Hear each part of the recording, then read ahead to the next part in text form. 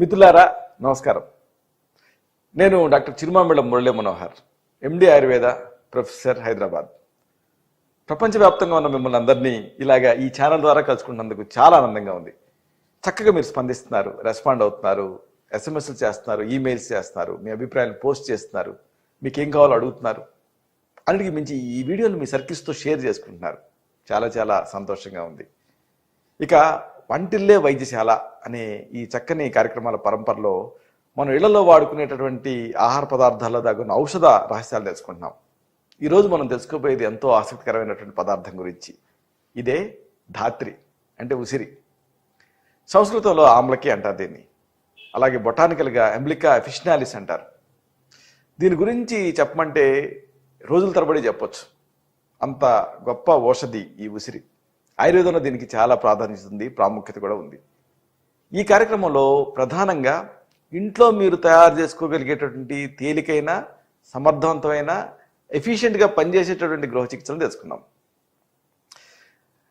అనారోగ్యం అనేది దీన్ని ఆదిలోనే అంతం చేయాలి, లేకపోతే అది పెద్దగా పెరిగిపోయి వికటాట్టహాసం చేస్తుంది. ఇలాంటి ఈ అనారోగ్యాన్ని కాపాడుకోవటం, అనారోగ్యాల బారిన పడకుండా ఉండటం చాలా అవసరం. దానికి ఉసిరి ఉపయోగపడుతుంది.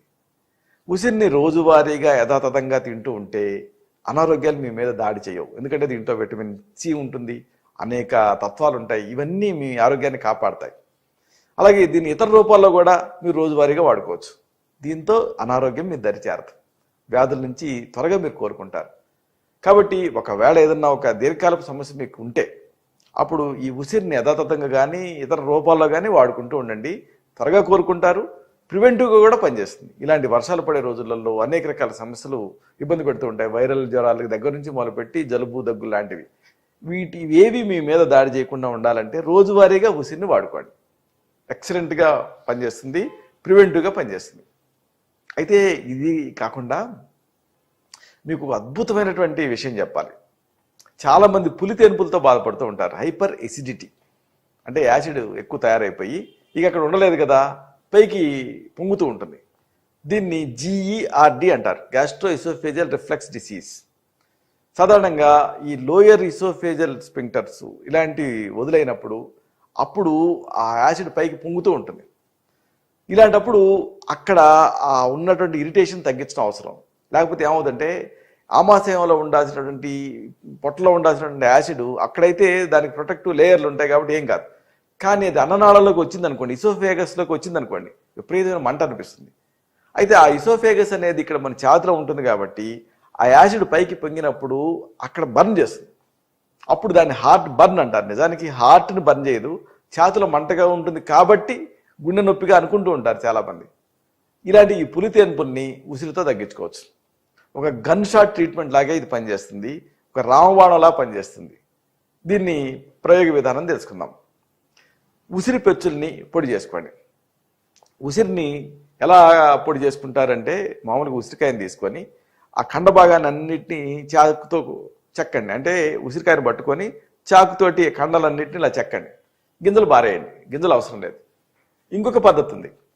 ఏం చేస్తారు అంటే దాన్ని కాస్త ఉడకబెట్టేసేసి నొక్కితే గింజ బయటకు వచ్చేస్తుంది. సగం బాయిల్ చేసి నొక్కితే గింజ బయటకు వస్తుంది. ఈ ఖండ భాగాన్ని ఎండబెట్టుకోండి. ఇలాగే ఉసిరి పెచ్చుల్ని సిద్ధం చేసుకొని వాటిని గ్రైండర్లో వేసి పొడి చేసుకోండి. అప్పుడు మీకు ఈ ఆమ్లా చూర్ణం తయారవుతుంది, ఆమ్లకి చూర్ణం సిద్ధం అవుతుంది. ఇలాంటి ఈ ఉసిరి పెచ్చుల పొడిని ఒక 1/2 టీ స్పూన్ నుంచి 1 టీ స్పూన్ వరకు మీ అవసరాన్ని బట్టి ఇలాగా 1/2 teaspoon to 1 teaspoon ఈ ఆమ్లా పౌడర్ని రోజుకి 2 సార్లు ఉదయం సాయంత్రం కూడా పాలకు కలపాలి, మిల్క్కి కలిపేసి తాగేయాలి. దీంతో మీరు చెబితే నమ్మరు, మిమ్మల్ని బాగా ఇబ్బంది పెట్టేటటువంటి ఈ పులితేన్పులు ఆ స్పాట్లో తగ్గిపోతాయి. అద్భుతమైనటువంటి చికిత్స ఇది. చాలామంది రోజుల తరబడి ఈ పులితేన్పులతో బాధపడుతూ ఉంటారు. తినాలంటే భయం, తినకుండా ఉండలేరు. అలాంటి వాళ్ళకి ఇది ఒక అద్భుతమైన పరిష్కారం. చాలా టైం టెస్టెడ్ రెమెడీ ఇది. మీకు ఈ GERD ఇబ్బంది పెడుతున్నప్పుడు, గ్యాస్ట్రోఇసోఫేజియల్ రిఫ్లెక్స్, దీన్ని వాడి చూడండి.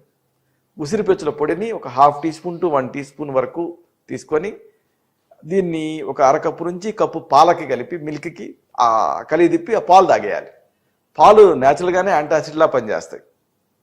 అలాగే ఈ ఉసిరి పెచ్చులు ఇది కూడా అంతే, ఆ ఎసిడిటీని కంట్రోల్ చేస్తుంది. ఎందుకంటే ఒక్క లవణ రుచి తప్ప ఉసిరిలో అన్ని రుచులు ఉంటాయి. షడ్రుచుల్లో పంచ రుచులు కూడా దీంట్లో ఉంటాయి. కాబట్టి అన్ని విధాలుగా ఇది పనిచేసి ఆ ఎసిడిటీని తగ్గిస్తుంది ఇది. ఇక మలబద్ధకం మరొక పెద్ద సమస్య, కాన్స్టిపేషన్. దీన్ని అశ్రద్ధ చేస్తే దీన్ని అనుసరించి పైల్స్ దగ్గర నుంచి పొట్టొబ్బరింపు వరకు అనేక సమస్యలు ఇబ్బంది పెడుతూ ఉంటాయి. అసలు ఈ కొన్ని సమస్యలు కొంతమందిలో కనిపించవు, కానీ మలబద్ధకం అలా కాదు, అందరిలోనూ ఇబ్బంది పెడుతూ ఉంటుంది ఏదో ఒక టైంలో, ఎప్పుడో ఒకప్పుడు. మరి ఇలాంటి మలబద్ధకాన్ని సురక్షితంగా ఎలా తగ్గించుకోవాలి? ఉసిరితో చక్కని పద్ధతులు ఉన్నాయి, ఇది తెలుసుకుందాం. ఒకటి ఏంటంటే, ఉసిరికాయల్ని ఆ కండ భాగానంతా చెక్కి వాటిని గ్రైండర్లో వేసి రసం తీయండి. ఇలాంటి ఉసిరికాయ రసాన్ని 2 నుంచి 4 టీ స్పూన్ల మోతాదుగా రోజుకి 2 సార్లు తాగండి, ఉదయం సాయంత్రం. దీంతో ఆ మలబద్ధకం తగ్గుతుంది. సింపుల్. ఉసిరికాయలని పెచ్చుల్ని చెక్కేసేసి ఆ కండనంతా కూడా గ్రైండర్లో వేసి గుజ్జుగా చేసి దాన్ని పిండితే రసం అవుతుంది. ఇలాంటి ఉసిరి రసాన్ని 2 నుంచి 4 టీ స్పూన్లు ఈ మోతాదుగా, అంటే దాదాపు 1 టేబుల్ స్పూన్ మోతాదుగా తాగేయండి. ఉదయం సాయంత్రం తాగుతూ ఉంటే మలబద్ధకం సమస్య తగ్గుతుంది. ఎందుకంటే లోపల అది స్టిమ్యులేట్ చేస్తుంది ఆ పేగుల కదలికల్ని. ఇది ఒక పద్ధతి. లేదు, మరొక పద్ధతి ఉంది. ఉసిరి పెచ్చులు, అంటే మీరు తాజాగా ఎప్పుడు ఉసిరికాయలని ఫ్రెష్గా తెచ్చుకోలేరు, రసం తీయలేరు. మరి దీనికి పరిష్కారం ఏమిటి? ఉసిరి పెచ్చులు. ఎండబెట్టినటువంటి ఈ ఉసిరి పెచ్చుల్ని పొడి చేసుకోండి. ఈ ఆమ్లకి చూర్ణం అంటాం దీన్ని. ఈ ఉసిరి పెచ్చుల పొడిని ఒక 1/2 టీ స్పూన్ నుంచి 1 టీ స్పూన్ మోతాదుగా రోజుకి 2 సార్లు పాలకి కలిపి ఆ పాలు తాగండి. దీంతో కూడా మలబద్ధకం తగ్గుతుంది. పాలు సహజంగానే మలబద్ధకాన్ని తగ్గిస్తాయి. అందుకే రాత్రిపూట పాలు తాగితే చాలా మందికి మంచి నిద్ర పడుతుంది, మార్నింగ్ మోషన్ ఫ్రీ అవుతుంది. పాలకి ఆ నేచర్ ఉంది. ఇక్కడ పాలకి ఉసిరి పొడిని కలిపాం, చాలా మంచి కాంబినేషను, సౌమ్యం అయింది. ఉసిరి పెచ్చుల పొడిని 1/2 టీ స్పూన్ నుంచి 1 టీ స్పూన్ వరకు, ఒక 1/2 గ్లాస్ నుంచి గ్లాస్ వరకు వేడి పాలకు కలిపేసేసి ఆ పాలు తాగేయాలి. మలబద్ధకం తగ్గుతుంది. ఇంకొక పద్ధతి కూడా ఉంది మలబద్ధకాన్ని తగ్గించుకునే పద్ధతి. ప్రతిరోజు కూడా రోజుకి 2 సార్లు ఉదయం సాయంత్రం కూడా 1 నుంచి 2 పచ్చి ఉసిరికాయల్ని నేరుగా తింటూ ఉండండి. దీంతో కూడా ఈ మలబద్ధకం సమస్య తగ్గుతుంది. ఇక మరొక సమస్య, మానసిక ఒత్తిడి. చాలామంది ఈ మానసిక ఒత్తిడికి గురవుతూ ఉంటారు, స్ట్రెస్. దీన్ని గనక అశ్రద్ధ చేస్తే, దీన్ని సరైన టైంలో గుర్తుపట్టి తగ్గించుకోకపోతే దీనివల్ల అనేక సమస్యలు, అంటే ఇక్కడ నుంచి ఇండైజెషను, అలాగే దీని నుంచి గుండెదడ, ఇంకా క్యాన్సర్లు. ఒకటేమిటి, మానసిక ఒత్తిడి వల్ల అనేక సమస్యలు వస్తాయి. అసలు క్యాన్సర్ కంటే మహమ్మారి మానసిక ఒత్తిడి అని చెప్పొచ్చు. దీన్ని తగ్గించుకోవటం అవసరం. లేకపోతే నిష్కారణంగా మంచి మీ క్వాలిటీ ఆఫ్ లైఫ్ మిస్ అవుతుంది. దీన్ని తగ్గించుకునేటటువంటి ఒక ఎక్స్టర్నల్ ట్రీట్మెంట్ ఉంది ఉసిరితో, తెలుసుకుందాం. 2 నుంచి 3 టేబుల్ స్పూన్ల ఉసిరి పెచ్చుల పొడికి కాస్త మజ్జిగ కలపండి. కాంబినేషన్ గుర్తుపెట్టుకోండి.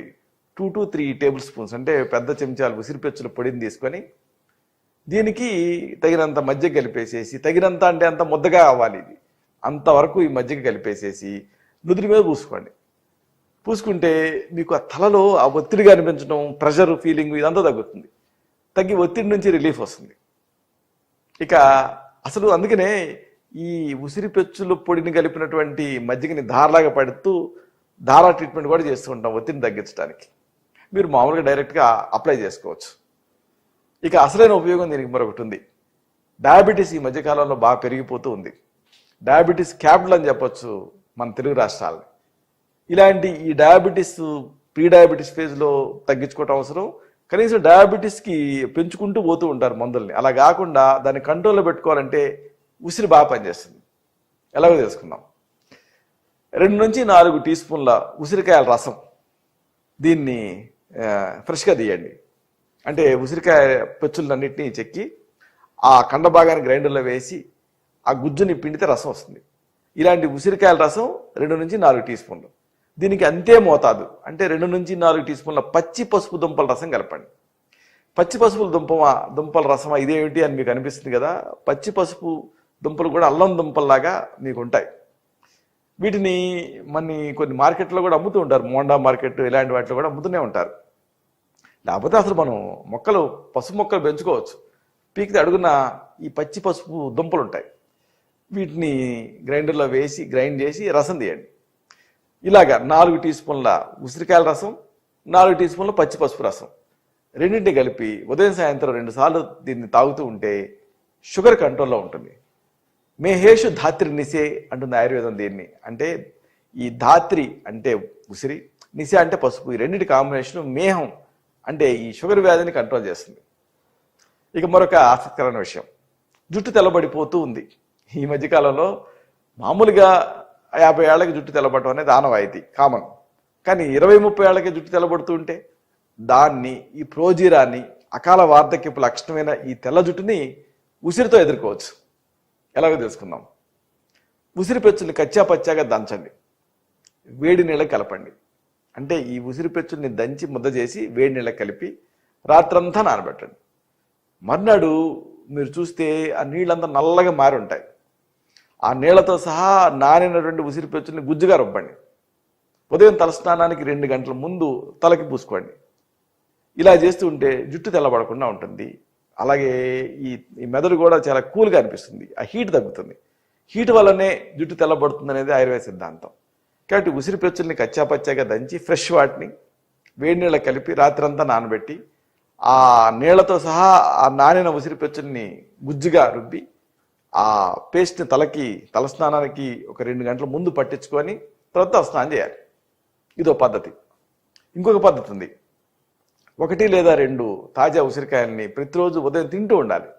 దీంతో లోపల నుంచి దీంట్లో యాంటాక్సిడెంట్స్ ఇవన్నీ ఉంటాయి కాబట్టి ముందే చిన్న వయసులో జుట్టు తెల్లబడకుండా ప్రివెంట్ చేస్తుంది. అందుకే చ్యవన్ప్రాష్లో ఇదొక ముఖ్యమైన ఇంగ్రీడియంట్. ఇక మరొక సమస్య చుండ్రు. డాండ్రఫ్ను కూడా ఉసిరితో కంట్రోల్ చేయొచ్చు. ఎందుకంటే ఈ డాండ్రఫ్ అనేది పెద్ద సమస్య కింద దాపురిస్తుంది, చాలా మందిని ఇబ్బంది పెడుతూ ఉంటుంది. ఈ బట్టల మీద అంతా తెల్లగా బియ్యం పిండి కుమ్మరించినట్టుగా ఈ చుండ్రు పడుతూ ఉంటుంది. అలా ఎప్పుడు గీరుకుంటూ ఉంటారు, అసౌకర్యంగా ఉంటూ ఉంటుంది. దీన్ని అశ్రద్ధ చేస్తే ఫాలిక్లైటిస్, ఇలాగ వెంట్రుకల కుదులకి చీము బట్టి ఇంకా అనేక సమస్యలు వస్తాయి. ఇలాంటి చుండును తగ్గించుకోవాలి. దానికి ఉసిరి ఉపయోగపడుతుంది. ఎలాగో తెలుసుకుందాం. ఉసిరి పెచ్చుల్ని కచ్చాపచ్చాగా దంచండి, వేడి నీళ్ళ కలిపి రాత్రంతా నానబెట్టండి. ఈ నీళ్లతో సహా గుజ్జుగా రుబ్బి ఉదయం తలస్నానానికి ముందు ఒక 2 గంటల ముందు తలకి రాసుకోండి. దీంతో చుండు సమస్య తగ్గుతుంది.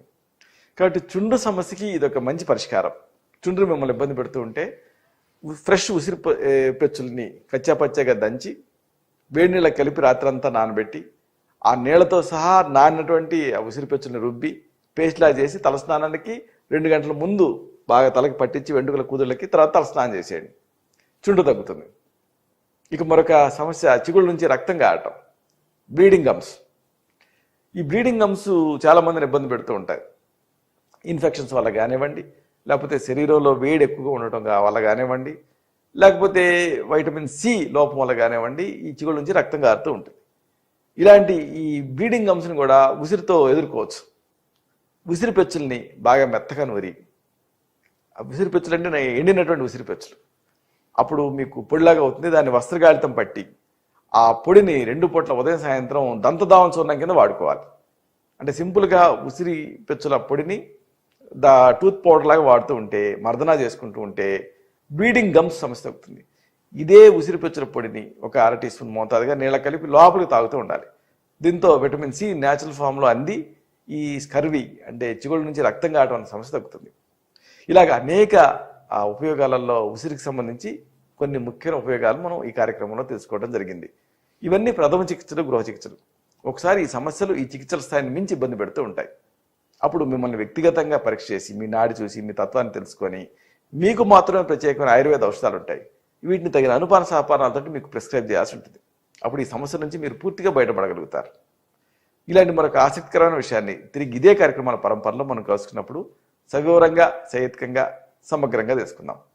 శతం జీవ శరదో వర్ధమాన, శతం హేమంతాన్ శతం వసంతాన్. 100 శరత్తులు, 100 హేమంతాలు, 100 వసంతాలు వర్ధిల్లుతూ జీవించండి. శుభం.